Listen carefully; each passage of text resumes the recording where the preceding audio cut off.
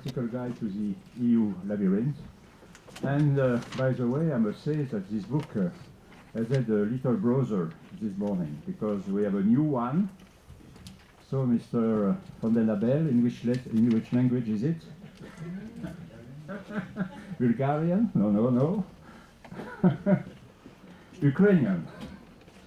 So we have the first, it's not the first edition of the Ukrainian guide because it was already at least one edition in the mid-90s. And thank you to Anna. Now we have a new practical guide in Ukrainian, which will be part of a project of an Ukrainian Brussels Development Hub. So you will host, and we will host, Ukrainian companies and Ukrainian business in order to develop activities with the European Union, which I think will be a very good idea in these difficult times for your country. As you know, probably Vicky and me, we are prolific writers. So I have the pleasure to present you this little folder on better regulation, how to understand 700 pages in 10 graphs. You will receive, all of you, an electronic version of this document. And also, this is the last edition of the premium comitology newsletter, if you want to know everything about secondary legislation. So, in reality, this book or this launch book is a pretext. We are not here to sell the books, because, by the way, the books will be offered to each of you at the end of the seminar. But it's a good possibility to exchange about how the EU works, what about the decision-making processes in a context of deep changes. Lisbon Treaty, a simplified treaty, is everything but simplified. Trilogues, generalization of trilogues, new secondary legislation, new comitology, better regulation. We have some experts, Eric van den Abel, you here from the Commission, specialists in better regulation, new Commission, new Parliament. So it is time to think. It is time to exchange and to debate. And this is why we have invited the different speakers that I will introduce in a minute. The question today is, what about the balance of power within the institutions? And in fact, who is the boss? And if you ask me the question, who is the boss? By chance, it's not up to me to answer. It will be more to Professor Costa and our guest. But if you want to define who is the boss presently in the Commission, it's a very difficult question. So the choice of our guest speakers has been really well prepared, because somewhere they have, at least intellectually and mentally, the same profile. They speak their mind, they are very frank, they are very hands-on, and this is what I like. And this is why it will be an interesting debate, simply because they like to debate. Most of you know them, so I will introduce you very rapidly. Professor Costa, you are a multi-professor, a professor plus, and you have had 100% of your academic career focusing on E. You are very much hands-on. You are one of the director of one of the 4 departments of the College of Europe, and incidentally, Vicky and me, our boss. And you are also contributing to many other prestigious universities, Sciences Po in Paris, Sciences Po Bordeaux, and many others. Marie-France van der Valk, you are a lobbyist, by the way, which is a beautiful name, representing Renault Nissan. And it's interesting also to have you on board because you are in a bicultural company, and it's interesting to have your opinion about how the things are going. Now, welcome, Catherine Trotman. Thank you very much for coming. We appreciate you took time to be with us. And Jörg Boris is the head of Greenpeace EU unit and also the animator of Alter EU. So we will not intervene on environment, as well as Marie-France will not intervene on automotive. They will intervene on the decision-making process. But also for Yorgo, ethics, transparency, all that are certainly issues of interest. Christophe Garache has another responsibility in the panel. He is the editor-in-chief of Europolitics. The book is published jointly between Pact European Affairs and Europolitics. We will speak about the how-to, what about the decision-making process. Christophe will speak about the what. What on the agenda? Is the agenda of the EU really empty?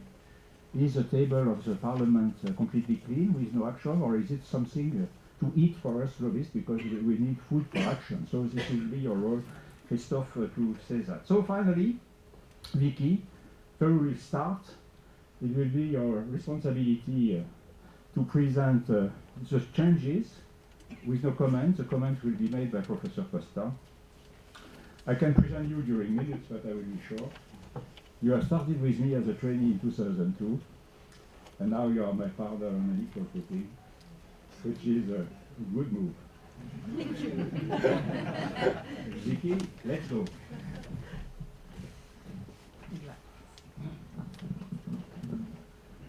Okay, my challenge is in the coming 10 to 15 minutes. 15, thank you for the extra 5. To give you, broadly speaking, an overview, a factual overview of EU decision making.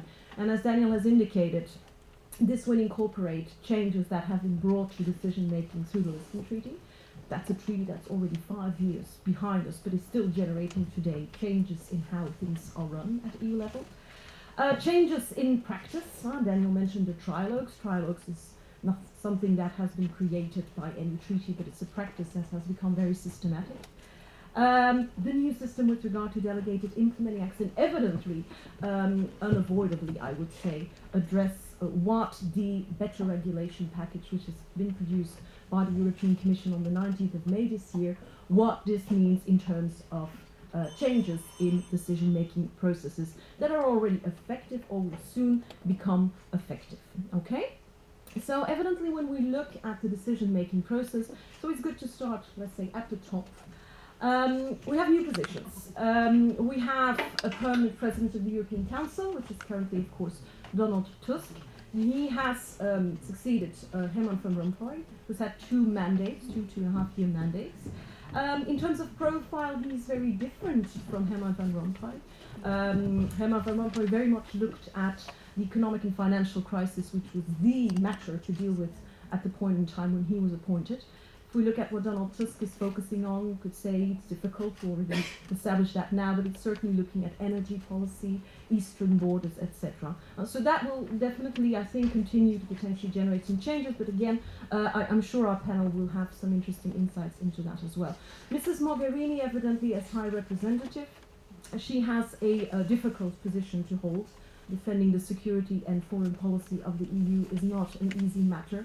As Vice President of the European Commission and as Chair of the Foreign Affairs Council of Ministers, she on top of that needs to lead the European External Action Service, which is also something that has been set up, a new body that has been set up with the Treaty of Lisbon.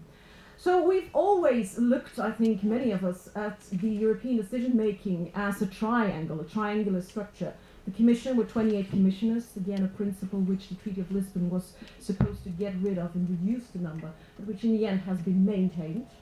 A parliament with 751 MEPs, which is not a small number, let's put it that way, and a Council of Ministers that continues to operate under a rotating presidency, when of course the European Council, as a brand new institution, has received a permanent presidency, as discussed. So, question again to the panel, is this still a triangular system, or are we moving into a rectangular, I would say, system? It's an interesting matter to see what this means in terms of balance of power. If we take it to the next slide, one of, again, the principles and the, I would say, operational ways of doing things that has come across very strongly last year is the system of the Spitzen candidates. If you look at the European Treaty, the treaty says, okay, when you appoint the Commission President, member states, you need to make sure you take into account the outcome of the European parliamentary elections. That's what it says. Now, the Parliament has made a very clear interpretation of what that meant for them, and has said basically every political group has said this is our candidate, or these are the candidates to become Commission President if our political group wins the European parliamentary elections. That's how it indeed turned out. The EPP remained the largest political fraction in the European Parliament, and Jean-Claude Juncker became the new Commission President. There was not a total agreement, as you know, from all the member states on his candidature and on his position, but in the end, the Spitzencandidate system became really the system of developing how you would nominate a new Commission President. And question is, will it be a one-off, or will this set the trend for the next parliamentary elections and the next nomination of the Commission President? Interesting to also have your thoughts, panel, on this. As briefly mentioned, although the Treaty of Lisbon was supposed to reduce the number of commissioners, because the practice is that it's very hard to operate as a college if you're 28, this evidently did not concretize, and the system of 28 commissioners stayed in place. So with the arrival of the Juncker Commission came a new structural setup. A structural setup which has to make do with the legal system of one commissioner per member state, but with clustering certain priorities into responsibilities that are held by vice presidents. Mr. Juncker, in principle, wanted to see a much more dynamic commission that would generate a much more fluent way of internal decision making. Is that happening? I honestly believe it's maybe a little bit too early to say. I think the one thing that is being clearly sensed is this is a new way of doing things. And a new way of doing things for all of us means making some changes in the way we engage at European Union level. Is it better, is it worse? Again, not for me to comment on. I'm sure you have your views on it, but it's still also quite early days. If we take the next slide, a specific comment, of course, for First Vice President Timmermans, named by Mr. Juncker himself as his alter ego. If you say that you have the commissioners, and on top of that you have the layer of the vice presidents, I would put Mr. Timmermans as first vice president of the Commission in charge of better regulation, interinstitutional relations.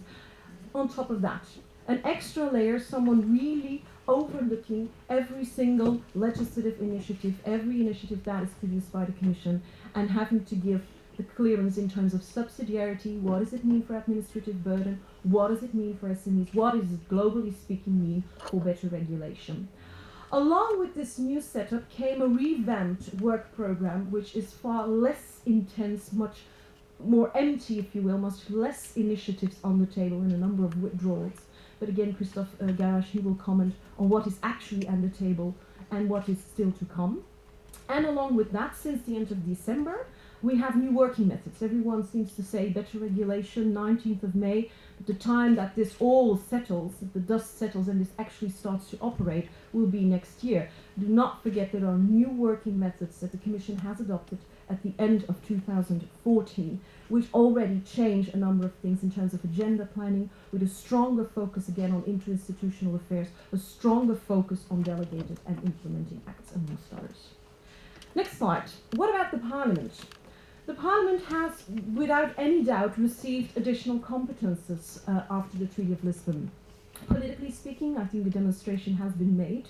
Although it wasn't literally in the treaty, the Parliament has politically, with the nomination of the Commission President, actually gained power that are potentially there to stay, question mark. Budgetary powers. The Parliament co-decides with the Council on annual budget, not on the multi-annual financial framework, but on the annual budget it does. It's a step forward at that level. Legislative-wise, there are new competencies provided for the Parliament: agriculture, justice and home affairs competences, and regulatory competences. And when I put that up on that slide, it's really the right of the Parliament to be much more involved when it comes to delegated acts. Not only the possibility of vetoing these measures, but also the possibility of defining the mandates and revoking the mandate if needed from the Commission. Question mark, and again bouncing that to the panel, what's the practice?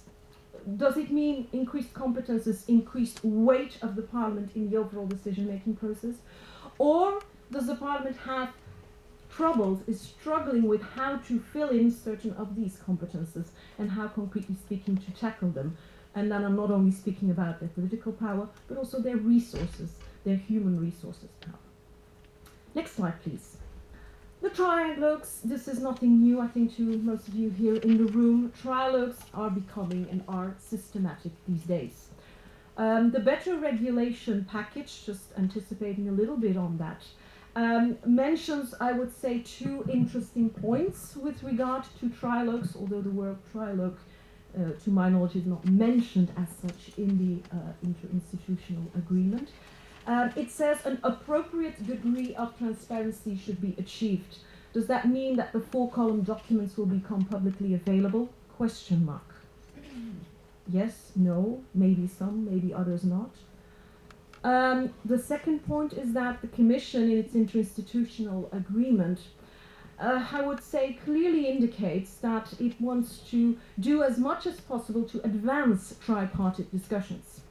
As early on, it motivates everyone involved in the negotiation process to actually, in its internal decision-making system, whether that is Commission, Parliament or Council, but also in the tripartite discussions, to facilitate these discussions, to advance them as much as possible in the legislative process, to generate further outcomes and more easy outcomes. So again, trilogues it's the standard. There's no other way of putting it. Will there be more transparency? It's a big question mark. And I'm sure, again, the panel will have their considerations on this. We come to the two final parts of my intervention. Secondary legislation, or more correctly, legally speaking, let's put it that way, delegated and implementing acts. This system has been clearly set up by the Treaty of Lisbon. It's a system which works in layers, I would say. The top layer, the number one layer, is legislation. It still is. The number two layer are the delegated acts, measures that are strategic measures which will change or complement legislation, so strategically quite important measures. And the third level, the implementing acts, measures that will come to describe how a piece of legislation should actually take shape. The system on the second slide on this is the following in a very, very condensed way, if you want to put it that way, evidently. For delegated acts, Commission proposes, Commission adopts. It's an internal Commission process, no involvement of the so infamous comitology committees that were active in many fields in the past. And that system also provides for a potential veto or revocation right, both on the side of the Parliament and on the side of the Council.